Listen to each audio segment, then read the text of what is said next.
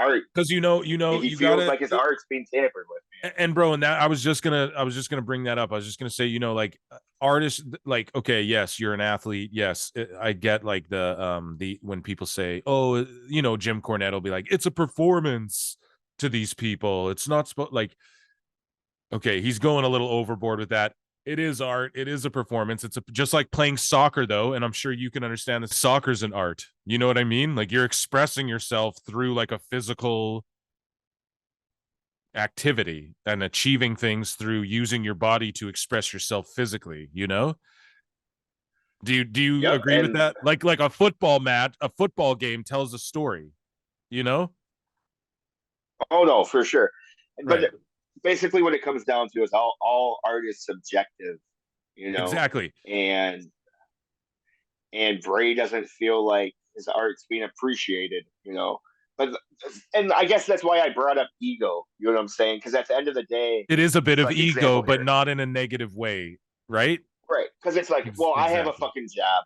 You know what I'm saying? My boss tells me to go do something. I may not agree with it, but it's I go and do it and get it fucking done with because that's my job. I'm clocked in. You know, it's like Bray, you're clocked in. You should probably do what you're being paid for. Right. You know, especially I don't know. Regardless of how you feel about it, but that's what I wanted to bring up about the artistry is that like as like okay like as an artist, and pro wrestling's the weirdest thing where like, okay, let's say you're a musician. Typically you make your sound. Yes, there's some people who will come in and influence that or pick what your single's going to be, but it's like Right. ultimately you get to make your own thing and do your own thing and be your own thing, and then like vet it yourself and quality control it yourself. You know what I mean? Like as a musician, as a painter, no one can tell you how to paint in your lines, right?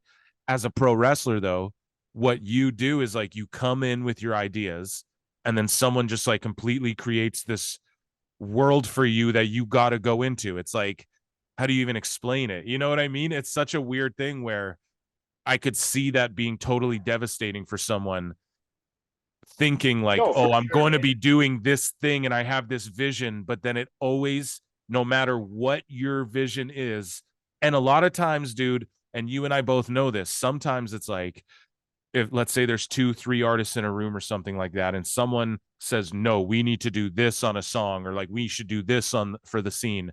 Sometimes you got to know when to shut the fuck up and go, yeah, they know the best thing, they have the vision for this. And that's what Bray feels. So it's his ego in that sense. Like he knows he has the best outcome in his mind. Like he's like, trust me, it'll get over.